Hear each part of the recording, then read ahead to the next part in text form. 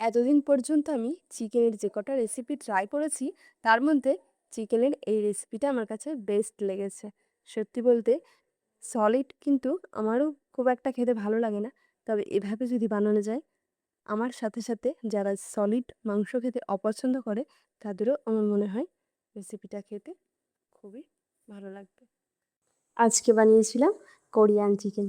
তাহলে চলো ঝটফট তোমাদের সাথে শেয়ার করি কিভাবে চিকেনের এই রেসিপিটা তৈরি করলাম। রেসিপি তৈরির জন্য সলিড চিকেনটা বেশ ভালোভাবে ধুয়ে তার মধ্যে লবণ, গোলমরিচগুলো আর দিয়ে দিয়েছিলাম সয়া সস, এর মধ্যে দিয়ে দিচ্ছি কালারের জন্য কাশ্মীরি লাল লঙ্কা গুঁড়ো আর 1 চামচ আদা রসুনের পেস্ট। এরপর সমস্তটা বেশ ভালোভাবে চিকেনের সাথে মাখিয়ে নেব। এভাবে বেশ খানিকক্ষণ ধরে ম্যারিনেট করে আমি 20 থেকে 25 মিনিটের জন্য ধরে রেখে দিচ্ছি। এদিকে 4 চামচ কর্নফ্লাওয়ার নিয়ে নিচ্ছি একটা পাত্রে। তারপর এর মধ্যে দিয়ে দিচ্ছি 2 চামচ ময়দা, সামান্য লবণ দিয়ে দেবো এর মধ্যে। বেশ ভালোভাবে ময়দা আর কর্নফ্লাওয়ারটা মিশিয়ে নেব। ময়দা আর কর্নফ্লাওয়ারটা মেশানো হয়ে গেলে আমি ম্যারিনেট করে রাখা চিকেনের পিসগুলো ময়দা আর কর্নফ্লাওয়ারে কোট করে নেব। এভাবে প্রত্যেকটা চিকেন সুন্দরভাবে কোট করে একটা পাত্রে তুলে রেখে দেব।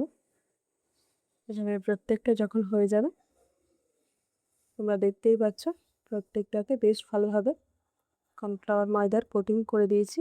এরপর বেশ ভালোভাবে তেল গরম হয়ে গেলে এর মধ্যে আমি দিয়ে দিচ্ছি একে একে মাংসের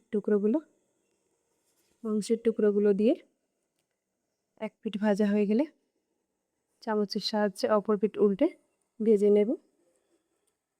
একে একে প্রত্যেকটা চিকেন এভাবে হালকা লালচে করে ভেজে তুলে নেব। প্রত্যেকটা চিকেনের পিস এভাবে একে একে তেল ঝরিয়ে তুলে রেখে দিচ্ছি। একবারে প্রত্যেকটা ভাজা সম্ভব হয়নি, এই জন্য আমি সেকেন্ড টাইম আবারও চিকেনের পিসগুলো এভাবে উল্টে পাল্টে ভেজে হালকা লালচে করতে হবে। এভাবে ভেজে নিয়ে তারপর তুলে রেখে দিচ্ছি একটা পাত্রে।